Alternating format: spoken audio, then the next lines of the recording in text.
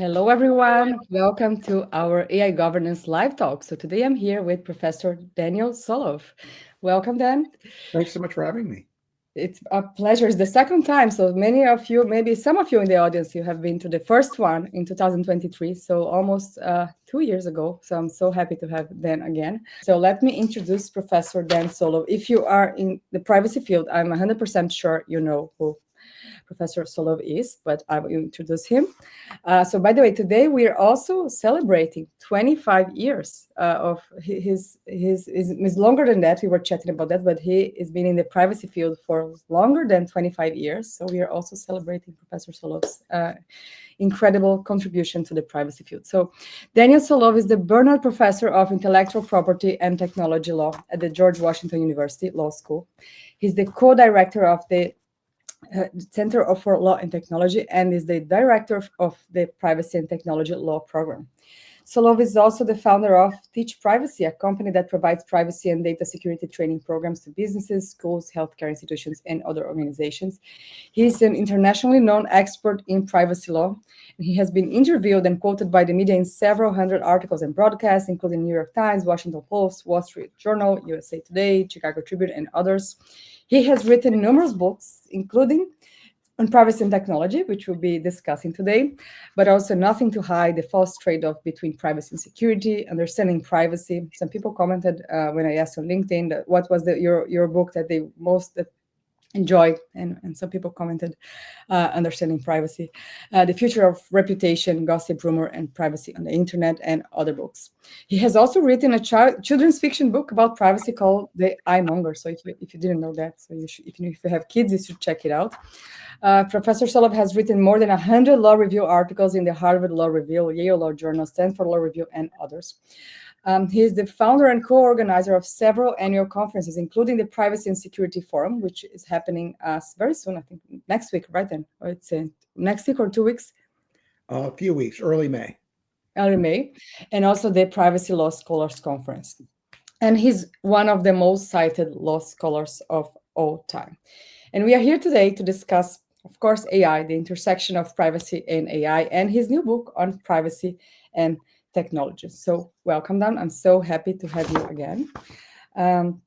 Let's start. So we are celebrating your outstanding career in privacy. Before we talk about your book, you want to share a bit, really, whatever you want to share about why you decided to focus on privacy. Why did you decide to build this long career in the field of privacy? What's interesting, what's nice, especially maybe there are some people in the audience that maybe they are still in law school, maybe they're trying to decide where, if they want to be privacy professionals. So what's about privacy that is so interesting? Well, I started actually in law school in the mid 90s. I took a course on cyber law, one of the very first that was taught. And I really found the issues fascinating. I thought that the internet was here to stay. At the time, it wasn't clear that the internet was here to stay. People thought it was just a passing fad. But I really thought it was here, and there were very fascinating issues with it. And one was privacy. So I started writing about privacy thinking it would just be something I would write a paper or two on, and that's it. But it turned out that privacy is really big. It's a rabbit hole into a gigantic wonderland of issues that I found fascinating. And so I stuck with it and have been just writing about it, privacy, ever since.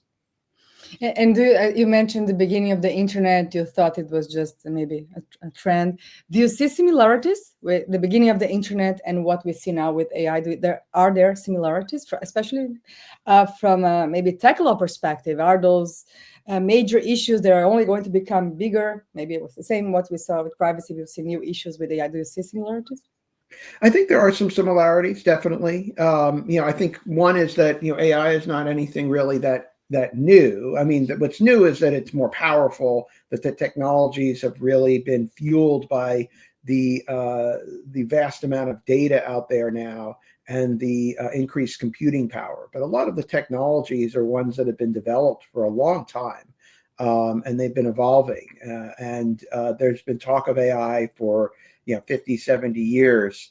And also I think that there are also some lessons to be learned here too, in that there, AI is a continuation of issues that have been arising already. And so there's something new there, but there's also something old. And I think that there's a tendency to think, oh, well, it's AI, so we're going to treat it radically differently than everything else. And we need all these new special laws. And one thing I think is that we shouldn't forget the existing privacy laws that we have. The existing privacy laws deal with privacy issues that are not dealt with by a new AI law. I do think AI creates the need for us to rethink privacy laws. But this is something that privacy scholars have been arguing for decades now, that the privacy laws and the approaches they take now don't work, have never worked. AI really makes that more clear, but it's always been the case. And so I think the answer is let's go back and fix these laws and rework the laws so they actually work. Not to say, oh, wow, AI is so different that we have to just do something entirely different, which might omit and leave behind this existing privacy law infrastructure, which is outdated and not working. So it's taking the right lessons from AI and how it's developed, because there are a lot of things about the AI we're talking about today that I talked about 25 years ago, and they're still the same problem, just that it's more salient, faster, vaster, but it's basically the same problem. And I'm also curious, now that you're mentioning AI and how do you see these issues as a continuation, what was the motivation? So when I read your book, so I see it is such an interesting summary of things that we have been discussing for more than 20 years, right? When you have this session, I'm going to bring some questions about that. You discuss the myths, right? The myths, which we've been discussing privacy, the myth of the privacy paradox, the myth of tech exceptionalism, the myth of regulation stifles innovation, and so on. So this has been going on for so long. And I'm also curious, kind of a meta question as well. So why on privacy and technology now? Why publishing it in 2025? What was probably you've been writing it since before, but why do you think that this is where the inspiration came from, and why now? Especially when I'm reading it, I see, wow, this is such it feels like a map, a roadmap, especially for if there's someone deciding to or thinking about becoming a privacy professional. I would say read on privacy and technology, and if you see yourself there, if you get excited about those questions, that's probably the right place. So why on privacy and technology being published in 2025? Well, thanks so much for the kind words about the book. I truly appreciate that. And the book, really two things that inspired the book. One was I read Timothy Snyder's On Tyranny, and what impressed me about it was how succinct he was and how he captured his thinking in a very accessible short book. And I thought that's a really neat idea. Maybe I should try something like that. I'm not ordinarily concise. I can be long-winded. So I thought this would be an interesting thing to do. And then the other thing was that it was, when I started writing it, it was approaching the 25-year mark for when I began teaching. And so I realized, wow, I've been thinking about privacy for roughly a quarter century now. So it's a good time to reflect on this time and see how did the thinking evolve, and what is the same from 25 years ago and what's new. So that also inspired me. And then that raised the animating question of the book, which is, can privacy law keep up with rapidly changing digital technologies like AI? Because when I started this, the AI craze it was really in its it still is, but it had started and everyone's talking about it, and here we go again with a kind of bold new issue. And I realized, I've been through the days when before the term big data was used, and I was struggling to find a term. I wrote a paper with the term computer databases in it because we didn't have other terms. And then we had the term big data, and I used the term aggregation of data. Then along came data mining. Then there was talk about things like algorithms and inference. And then we had the Internet of Things was very big, and everyone was talking about the Internet of Things and all the connected devices. Now it's AI. So we've seen the kind of different terms cycle through, different things that were really hot issues. I remember days when everyone's talking about the cloud as a big issue. So it's interesting just watching the debate and the discussion and the issues move by. And then I wanted to take a step back and think, okay, what can we learn from all this? What can I, if I reflect back, what's constant and what's really changing, what's different. And a warning to do so, it is concise, but it's very complex at the same time. So I would say when I compare to, for example, understanding privacy, this one I would say is slightly more simple, more straightforward language, but it's also very complex. So it can be tricky, especially for people who are not in privacy. I would say it is concise, but they will have to study more to really understand what's written, especially some of the sessions we're going to discuss today. So Professor Solove's book is split into 3 parts. So part 1, how to think about privacy and technology. Part 2, dimensions of technological change. And part 3, power, law, and accountability. So I brought some topics and questions so that we can navigate the book, but with also discussing things that are going on in AI, OpenAI, Meta, Ghibli, ChatGPT, everything, especially if you're reading the newsletter, you know what I'm talking about. So first, on part 1, I want to highlight one of the chapters where you discuss some of the myths that we know in privacy. So the first question is about the myth of the privacy paradox. So privacy paradox, for those in the audience who don't know, or maybe you're not from the privacy field, so is this idea or this situation where people say they care about privacy, maybe if you ask them, but then they act in ways that are not privacy preserving, or they keep sharing online, or they don't really protect their privacy. So do people really care about privacy? So we have this big question mark. And I want to bring, and maybe you can expand on that in your answer then too, but I want to bring to this topic, the privacy paradox, the Ghibli effect. So you probably heard about, right, ChatGPT a few weeks ago, 2 weeks ago, OpenAI launched a new image, so it upgraded its image generator. And it became, I wrote about it in the newsletter in the same day, so it became much more accurate. So you could have some continuity, so you could keep prompting, and it would be basically editing your image. And also, one of the features, and Sam Altman himself launched this new trend during OpenAI's live. He published an image of himself in this Japanese anime style, so Ghibli studio. So he posted a picture of himself. So here it goes. It started a major trend, and OpenAI themselves, they were impressed by how many new images were being uploaded. So people were uploading all sorts of personal images of themselves, of their families, of everything became Ghiblified. So the Ghibli effect. And I wrote about it. Well, this is from a privacy perspective. This is so interesting. So we have been having the discussion on legitimate interest and lawfulness, and how can AI companies lawfully train their models, having in mind copyright or privacy laws and so on. And OpenAI had a great PR idea. So let's just start this trend, and then people will voluntarily upload their images. So it's consent, right? They're uploading the image. So they have read the privacy policy. They know what's this AI system is. So they're voluntarily uploading their image. We don't even need to scrape it from the internet.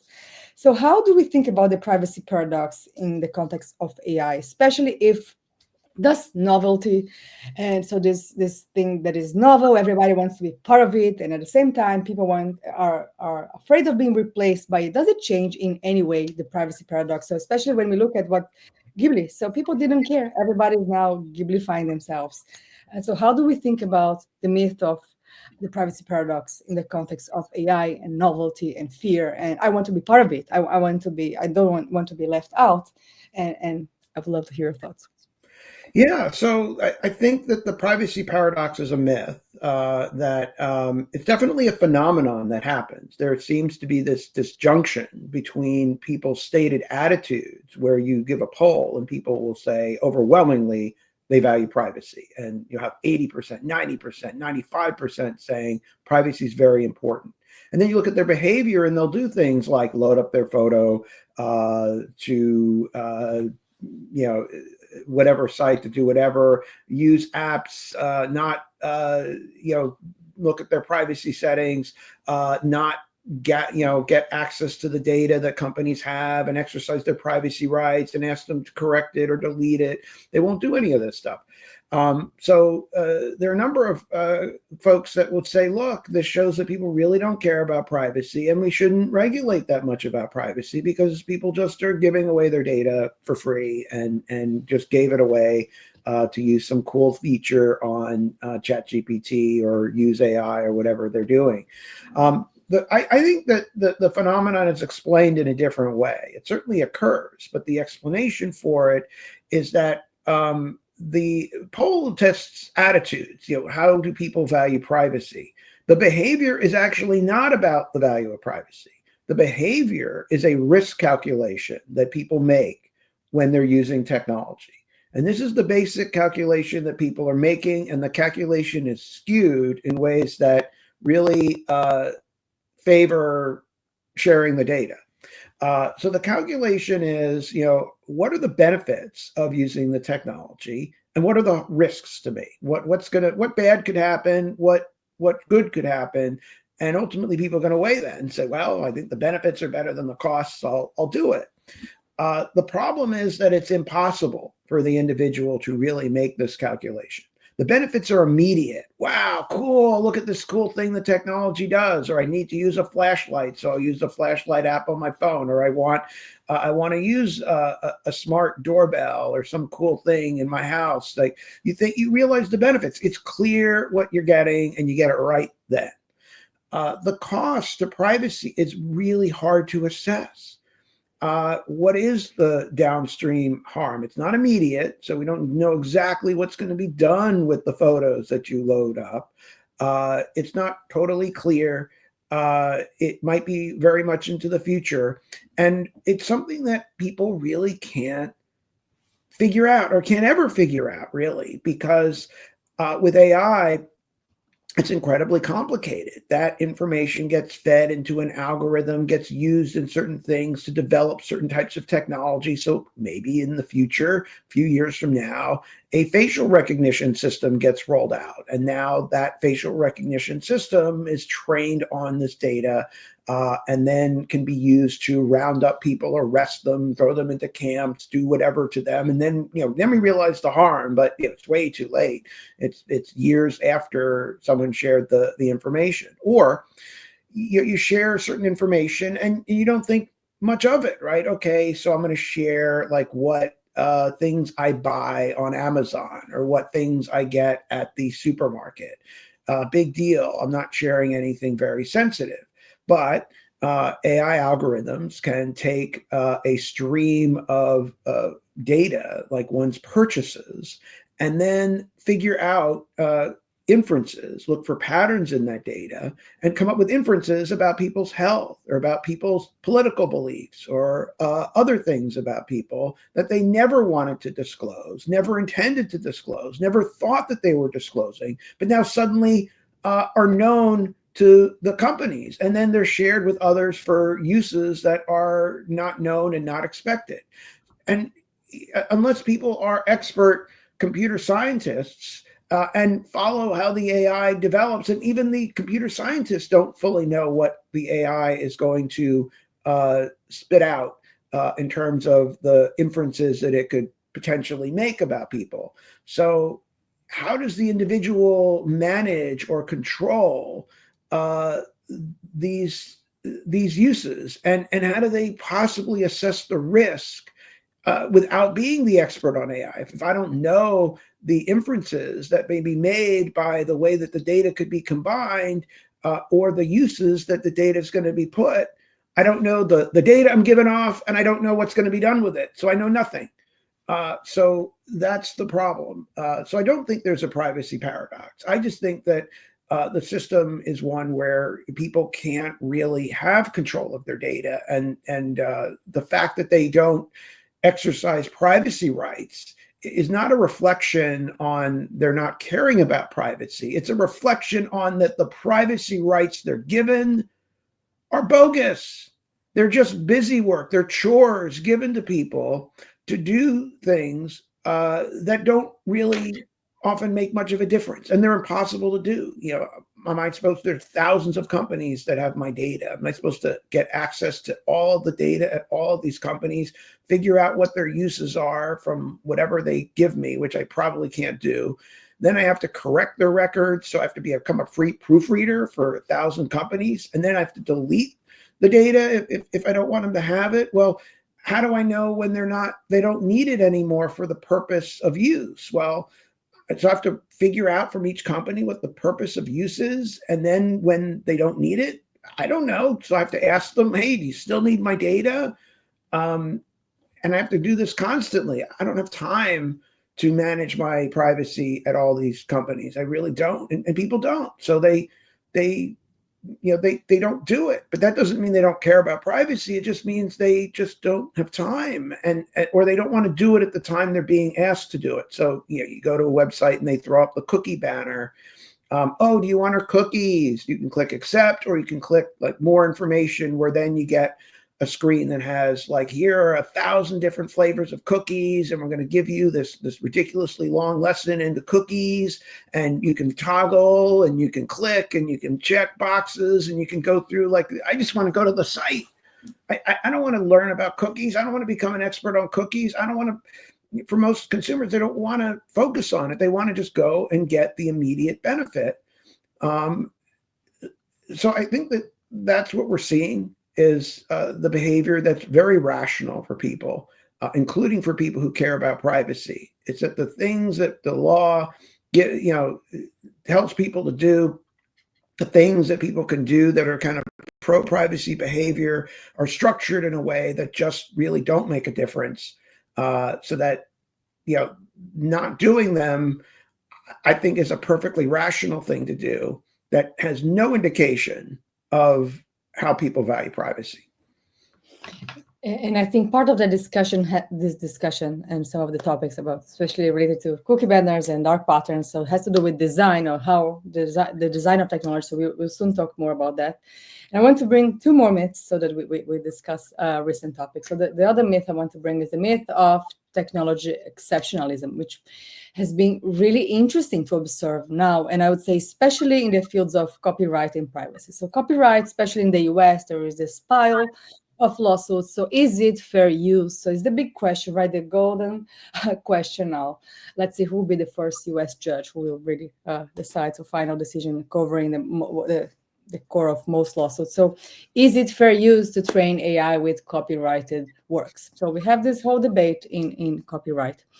And in privacy, what I see is, I would say, especially in the EU, I don't see that much in the US, but in the EU, I see very much this big debate on privacy exceptionalism here. So in the EU, we have GDPR, and then we have Article 6, so lawfulness of processing, which means, for those in the audience, so if you want to use personal data, to process personal data, that you must have a lawful ground. And it's probably in commercial context, especially AI, would be, so the most common would be contract, consent, or legitimate interest. So we have this big puzzle, and then we have legitimate interest. But then legitimate interest, you have to pass this 3-part test. And then to pass this test, especially the balancing part of the test, you have to allow people to have full transparency and to exercise privacy rights. And it's challenging in AI, especially because of the way AI is trained and so on. And so my first question is, do you see privacy exceptionalism happening in AI, also from a US perspective as well? And when in the EU, I really feel that they are in trouble, in a sense that if they really interpret the GDPR as they have been interpreting existing models, they are not lawful. So I feel that the EDPB and the most EDPS also, but the European Data Protection Board, they are trying to navigate this puzzle. It's like, so how do we still maintain the GDPR and we show that it's important, but how do we still have AI in Europe, especially now with the AI race, big pressure? Let's simplify. So first, do you see privacy exceptionalism happening in AI? And also, when would privacy exceptionalism be acceptable, if any? So that's my second question. Yeah, well, I see kind of AI exceptionalism, of that viewing AI as something kind of separate and totally distinct from the privacy issues that currently exist. And I think that AI is not a form of exceptionalism. It's a lot of the same issues that we're seeing put on steroids. And we saw this happen with the early days of the internet, where we had an internet exceptionalism. Oh, well, the internet's so different that that we need like a special zone for it. Well, ultimately, it touches every field and everything, and it affects the law all across the legal spectrum. We don't just kind of abandon the law in all these areas. We have to address it for the internet. And so, just thinking we can gather everything with the internet and just dump it into like one bucket is wrong. And I think the same thing with AI. I think that the privacy issues of AI need to be dealt with privacy law. The IP issues with AI, IP law. Certainly, the law might need to adjust or address AI and change to address AI, but we still need to look at those laws. And when it comes to the EU, we have the GDPR to regulate privacy. Data protection, the term in the EU is. And I think AI certainly presents some challenges for the GDPR. It certainly pushes on some of the weak spots of the GDPR. And so I definitely think the GDPR needs to be thought more deeply about how it's going to intersect with AI. That said, I do hear noises coming out of the EU, actually more than noise, some pretty loud chatter about, well, we don't want to be left behind. We need to move in a more deregulatory direction. This has been the subject of things you've been writing about what's going on in the EU, kind of chronicling this almost like self-doubting now that their regulatory approach of being really strict on protecting data it might be they might be pulling back from it in light of the climate that we're in now. I think that what you've chronicled is, I think, what's going on there, but I think that the other direction, I think that's the wrong direction. I think we want to go toward more regulation, not less, but we just need to do the right kind of regulation. I think that GDPR does need some improvements, but I wouldn't weaken it. I think that the deregulatory argument comes to another myth of privacy, which is what I call the myth that that regulation stifles technological innovation. That if we regulate, it will kill AI, and there won't be any technology in the EU if the GDPR is not weakened. And we hear this a lot, and I think this is really just a bogus argument that we've heard throughout history.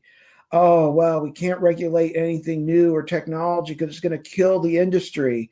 Oh, we can't regulate car safety because if that's the case, we won't have cars. We'll all have to just ride bikes everywhere.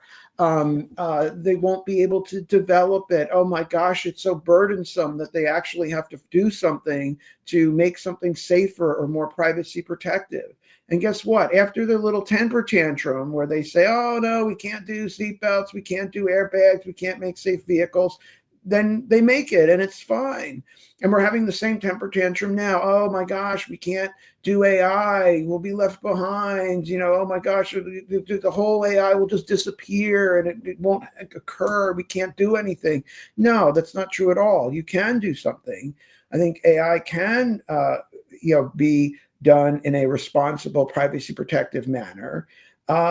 Just maybe differently. And I've written about scraping. I think that the tech companies typically have this ethos where they think we can do whatever the hell we want. Let's take it.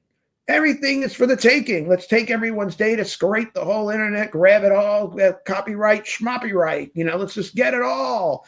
Get all the data, privacy be damned, get all the whatever, and we're gonna do it and just do it. And that's what they do. And they kind of ignore the law. They just do it. And then better to ask for forgiveness than for permission. Then they come along and cry, oh, you're gonna kill us. Oh my gosh, we built this thing and look at that.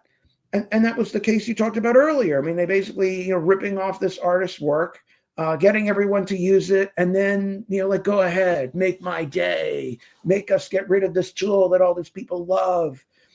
That's what they do. But I think the law can say, no, we want you to do better. You can make safe, responsible technologies.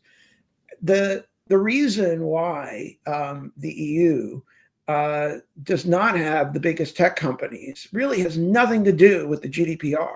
It has nothing to do with regulation. And I think that there's a great work by Professor Anu Bradford who talks a lot about why it is that that the tech companies are, a lot of the biggest ones are not in the EU. And it really is not about privacy. It's about investment. It's about, laws about bankruptcy and risk.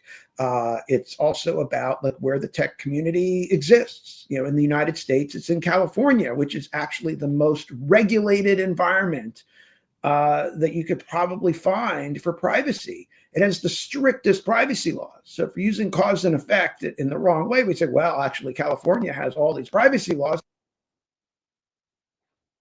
It's because that's where the people are.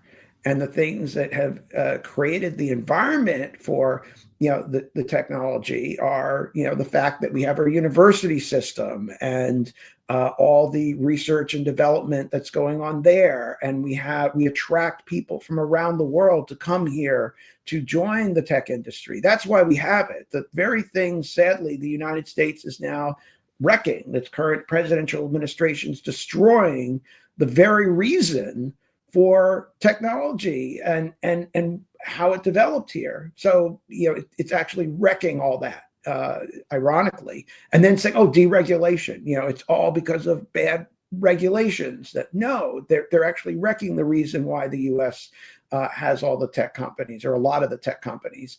And regulation is just the wrong reason for stifling innovation. It's not. It does not stifle innovation. It steers innovation.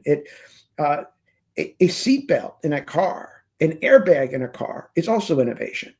Privacy protective technology is also innovation.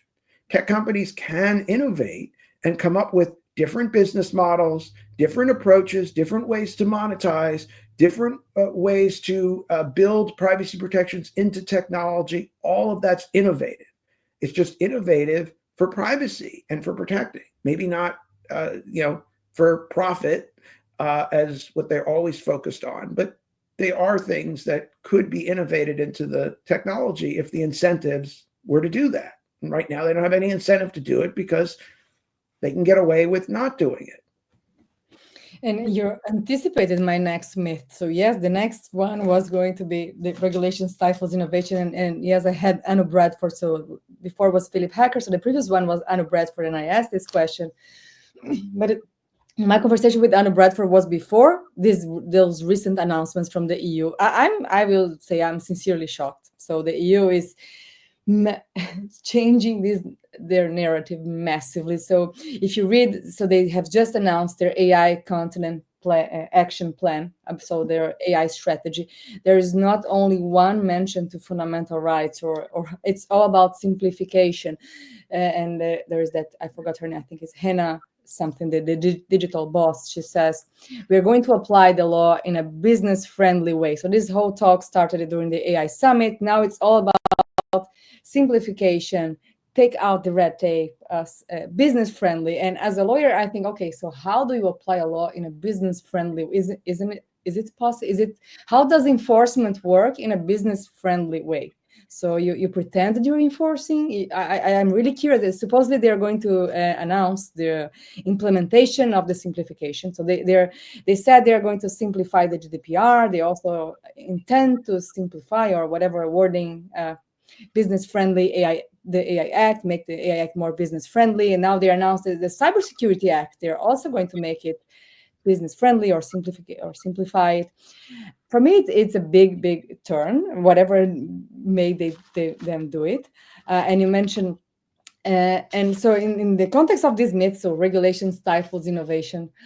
I would say the myth is winning. With this, we do not. I would say the EU was the part of the world where we could say, okay, they are really firm in their narrative of protecting fundamental rights and principles and frameworks, but now it looks like it has a bit fallen apart. So in that's what I'm going to ask. So you already answered it, but that myth specifically, I was going to ask you if you think. If it's, but you already answered. So if it's still a myth or not, so you were very bold in your I have statement. a couple of final thoughts on what you had suggested. I think it's unfortunate the EU is kind of blinked here. That there's been pressure for this kind of deregulatory move. I think it's pressure based on the current administration in the United States. It's just one more way the EU is kind of blinking, kind of doubting its fundamental principles. And that can be tough. We're in a tough time in the world. We're seeing a lot of pressure put from the companies kind of pushing this myth. Yes, I think it's natural to have some doubts. But I just would urge the EU, stick to your principles. Stick to what you've been doing. It is, and really think about, don't get swept up in the myth, because you're not going to get what you think you're going to get. If they think, oh, wow, we'll just weaken the GDPR, we'll weaken the AI laws, we're going to weaken all this, and that suddenly these tech companies are going to pop up all throughout Europe, and we're going to have like this business mecca, and everyone's going to run in, and flood, the EU with this glorious business. That's not the case, and I think that they really are making a very big mistake if they do that. I think it would be a terrible mistake. I think that I don't think that the law is unbusiness friendly. I actually think the GDPR is incredibly deferential to business.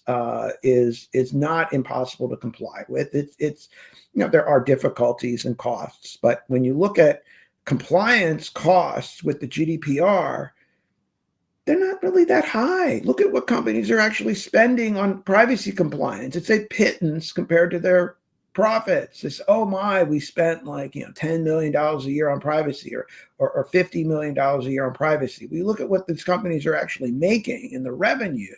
It's crazy. So look at the percentage they're putting into privacy versus what they're actually putting into what they're getting in profit. And it's actually a pittance, and they're not really doing enough.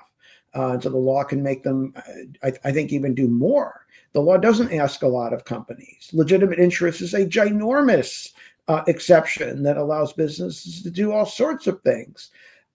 So it just winds up being, I think, a total. And companies, when the GDPR comes out, companies were saying, oh, in the US, we're saying, oh my gosh, we're going to have to pull out of Europe. We can't do business there anymore. The EU is off limits.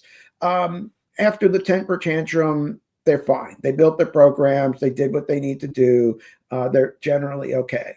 I actually think that the law regulates far too little and asks far too little of businesses. Look at the AI Act. It really doesn't ask that much of businesses. I'll just come up with some instruction book and a few other things, and do some a risk assessment. It's so mild. It's so little being asked of businesses, but it's like, I think the businesses are kind of like a child. You ask a child, like, will you clean up your room? Just get a couple things off the floor, and they freak out and have a temper tantrum. That if they actually just instead of the tantrum, it would be quicker just for them to clean up the room. And I think the same thing with the companies. If they stopped. They spend more on lobbying and fighting the regulation than actually, if they just put the money into actually making products that were more privacy safe and complying. It would be a fraction of what they're spending, trying to fend off the regulators. So I think that's part of the problem is that we really have just companies just don't like being regulated. They've never liked being regulated. It's like trying to give a cat a bath. But ultimately, I think we need regulation. The incentives are all wrong. If you don't have regulation, the incentives for companies are to make a lot of money. That's what they're built to do. That's what they're going to do. They're going to do everything they can to make a profit and grow fast. And I don't think they're evil for doing that. That's exactly what they're built to do. That's what the law incentivizes them to do. I think the fools are those who think, oh, they're just going to be ethical. They're just going to do the right thing. They're going to self-regulate because they're just somehow inherent goodness in the company. No, they're sharks. Sharks eat. And they're not going to suddenly sit there and philosophize, maybe we should become vegetarians. That's just not how the world works. Incentives work, economics work. You create the incentive to protect privacy and to make safe products and be responsible, and they will do it. Companies are very good at responding to incentives. If the law does not create those incentives, it's not going to happen. It's that simple. And that's something I emphasize again and again in the book. We've learned from really more than a century of regulation that this is what works. You create the right incentives, you get the right outcomes. And if you don't do that, and you just do everything in a hope and a prayer that somehow companies are just going to be good, well, I think that's just not going to work. And I think, unfortunately, the kind of deregulatory push is that kind of mentality that, oh, if we just deregulate, that all these great things are just going to suddenly happen.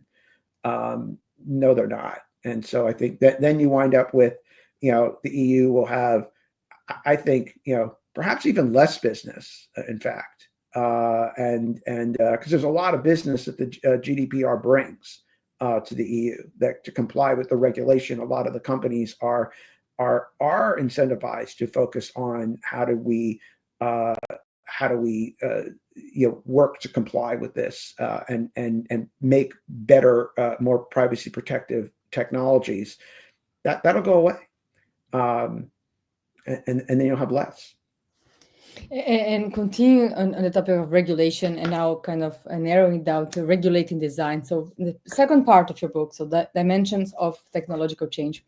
So one of the chapters you discuss design, which is one of my favorite topics as well. So privacy by design and how to regulate design.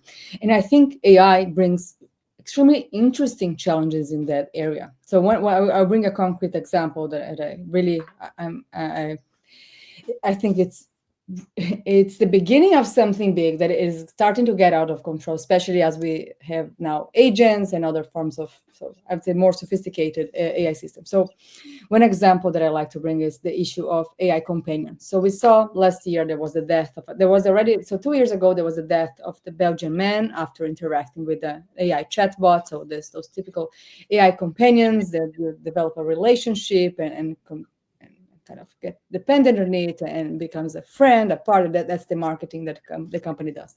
Last year, we had the Florida teenager that committed suicide after interacting with character AI. And how is it related to design? So we have, for example, the AI Act has Article 50, which has obligations of transparency obligations. So if you are building a chatbot, if you're offering a chatbot, it must be clear that the person is interacting with the chatbot. I have all my criticism to that provision. So it says that the person has to be aware and a high level of, so it's written in a way that puts the burden on the user. But that put aside. So when we look at what those companies, if you open now, if you in the audience, if you go to Character AI, you'll see that they have a disclaimer. So they have something really at the top that while you're chatting, it will disappear. So it says you're chatting with this is a bot. In different bots, I tested different bots. So sometimes it says this conversation is fictional. Sometimes there's another type of language. But then they're complying with the rules, so they're going by the book. So there is a rule. There are different rules. So this would perhaps be compliant in the EU. They're complying with I don't know what the state law that has this obligation of transparency, or if the US has any obligation. But what is interesting is that design is extremely difficult challenge, because then you have the problem of dependency. You have that interface. You have young people, vulnerable people in that screen, and the company does all this marketing about partnership, companionship, and people are obsessed. They are 24/7 chatting. And of course, one single disclaimer in the privacy policy or at the top of the chat one time, it is not enough. That's not how you tell people that it's a chatbot. And now we are seeing AI agents, and then agents will be more and more replacing humans. Where I don't know, buying a plane ticket, buying groceries, and so on. So transparency is very important, and I think that this is interesting. So how do we think about privacy by design and regulating design in the context of these new challenges? So AI, I think what it brings to the table in this context is less autonomy. So we need transparency is even more important than it was before AI, because now we are in a world where there will be agents, people, companions, but human companion or people with our friends, and there will be AI. So how do we think about regulating design and privacy and helping people keep their autonomy and their dignity in a world where AI is ubiquitous and where it's so challenging to regulate AI? Sorry, that's a great question.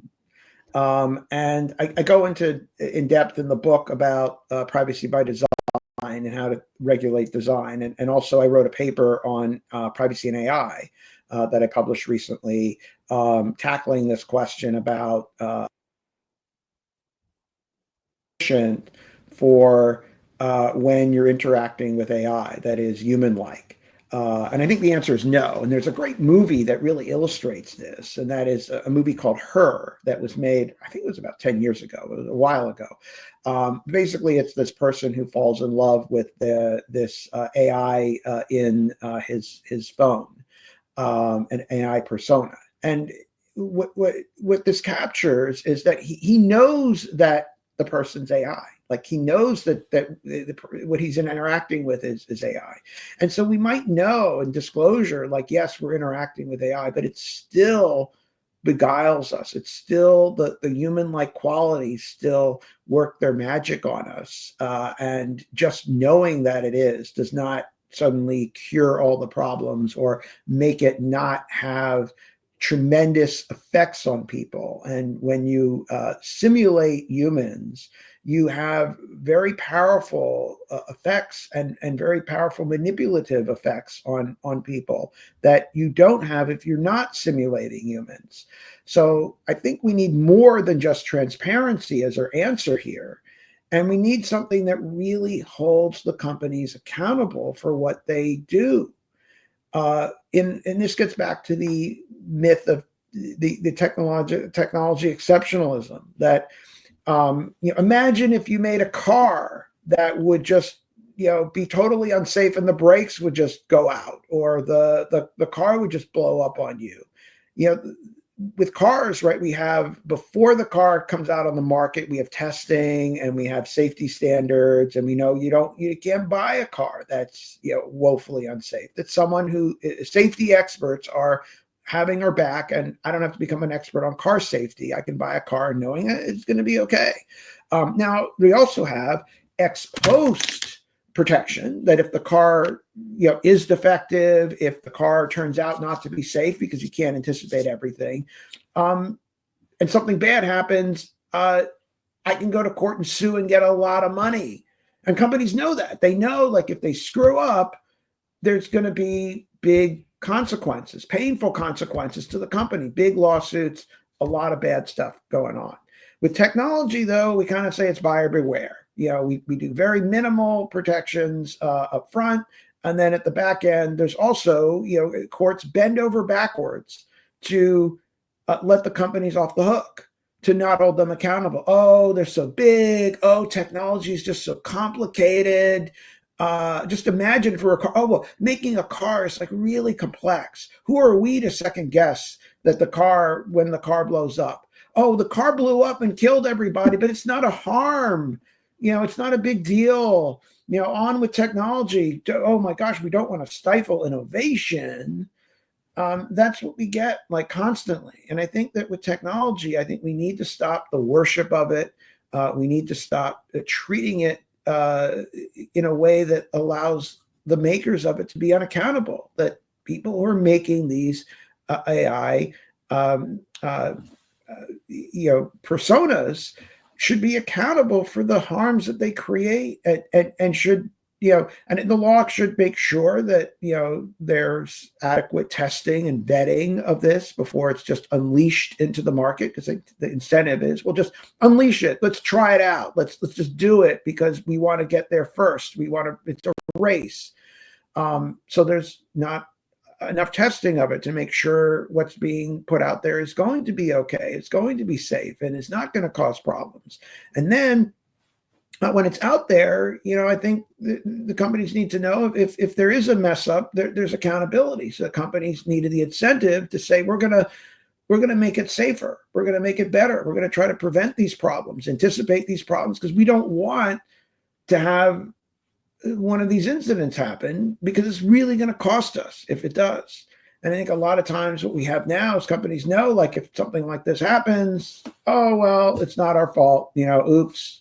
But the incentives are all wrong. So I think, yes, we need design. I think that the law is very weak on regulating design, especially with privacy. There's way too much deference. Oh, well, who are we to tell the companies what to do? I think that, there's a lot of insight and information out there about what privacy harms are, about issues that can arise.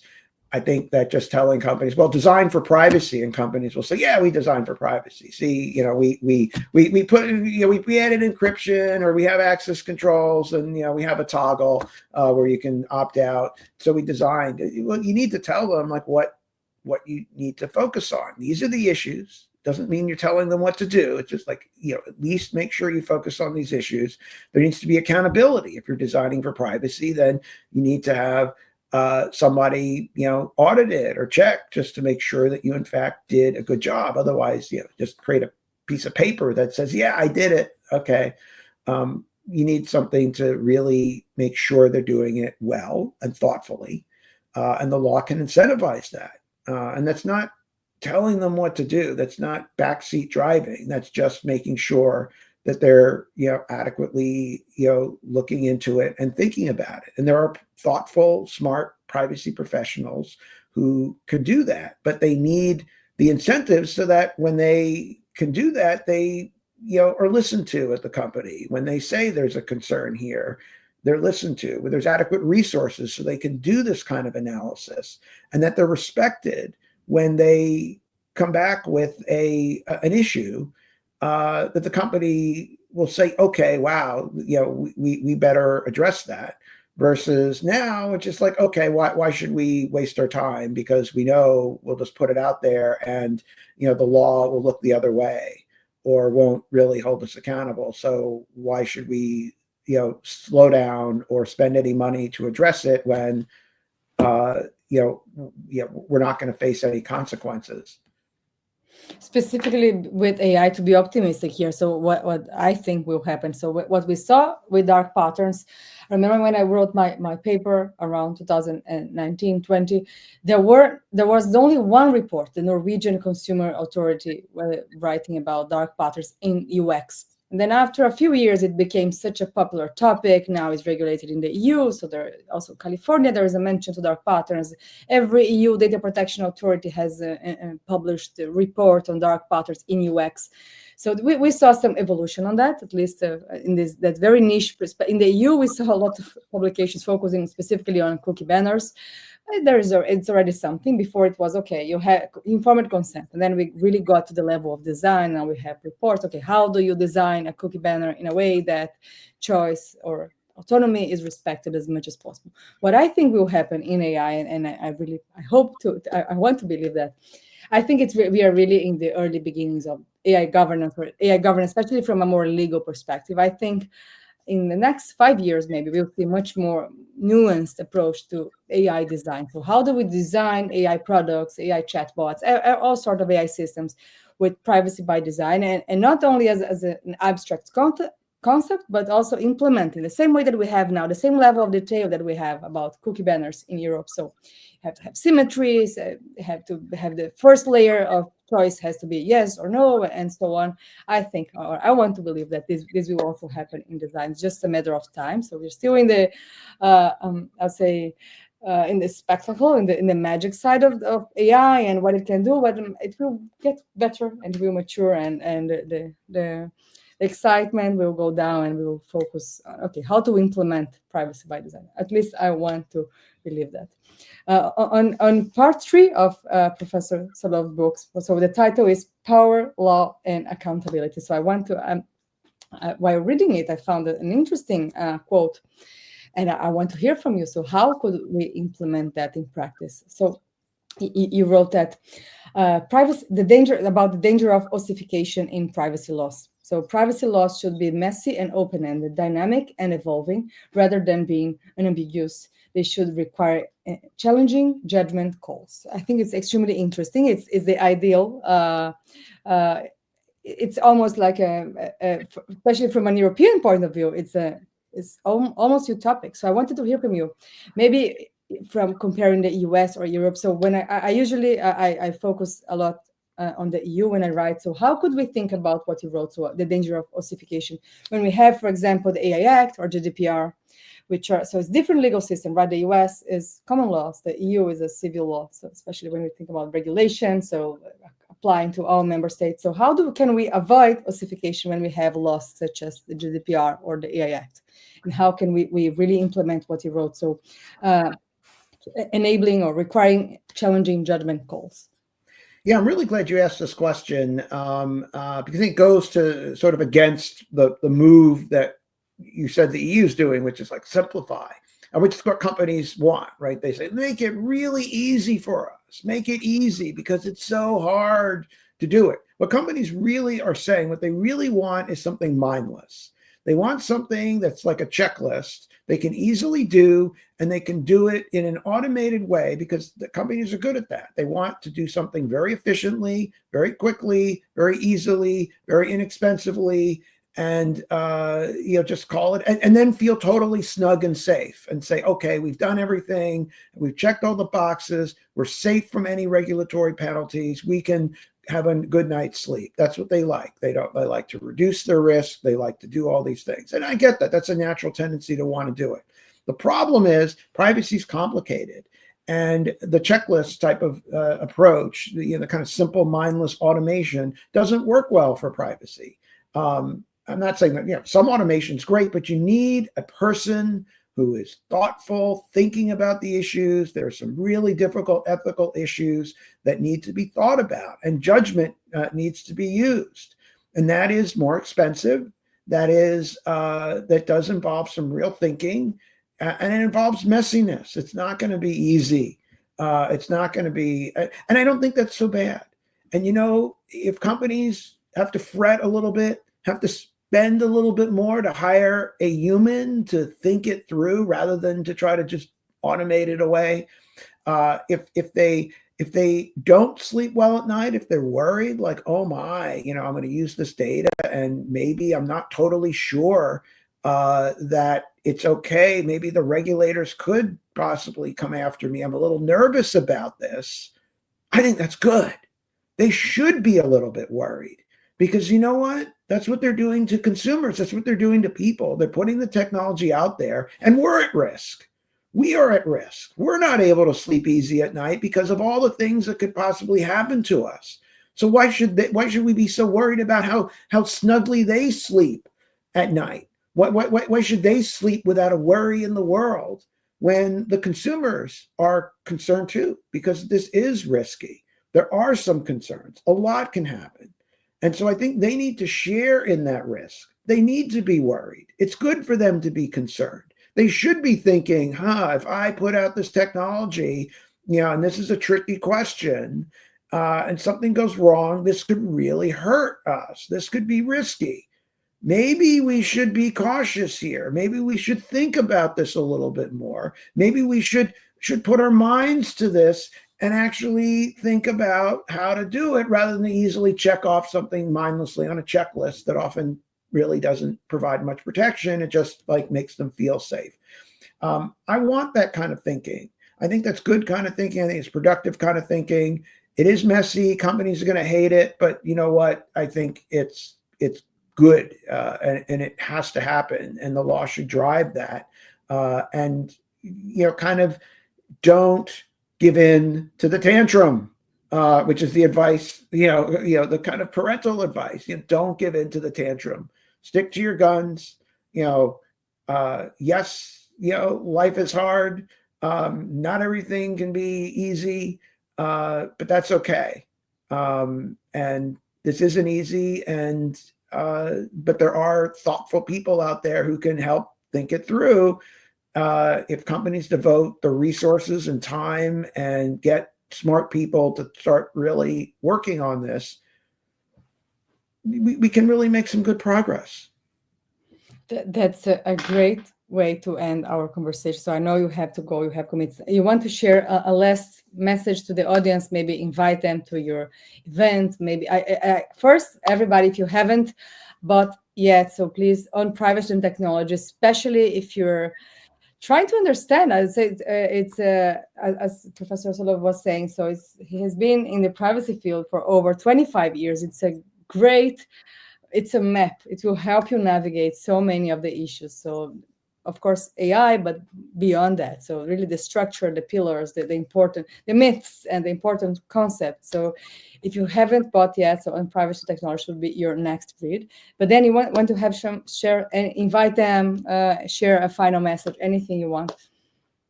Well, thanks for that. Yeah, I hope that you have a chance to take a look at the book, and I would love your thoughts and feedback on it. I have a lot of papers available online, so you can get these papers. Almost all the papers are free, so you can download them. I have events as well. I have a big event called the Privacy and Security Forum. So if you want to go to that, I think there's a lot of really interesting people speaking about how they protect privacy and how they are dealing with the law and the regulations that are out there. And I have a newsletter that I have folks subscribe to, where I talk about what I'm writing and what I'm doing and things I'm up to. So if you're interested, it's free. I hope you stay tuned. So I appreciate your thanks, Luiza, for having me on. I really have always enjoyed chatting with you. And I also just want to plug your work. I find your work to be some of the most insightful stuff out there on privacy and AI. And I really want to thank you for all you do, because you're great. Thank you. I'm so honored to be on this show. No, it's my honor. And by the way, so Dan was saying, if you want, you can spend your whole free time with Dan's material. So he has books, articles, courses, newsletters, events. So you can just tune into what Dan is doing. You can fill up all your free time. He has a lifetime of amazing intellectual work to help the community. So thank you, Dan. No, I'm honored. We are here also celebrating your incredible, admirable, impressive career and your contributions and valuable contributions. So I'm so happy to have you here for the second time. And thank you, everyone. And I see you in the next live talk. Bye-bye.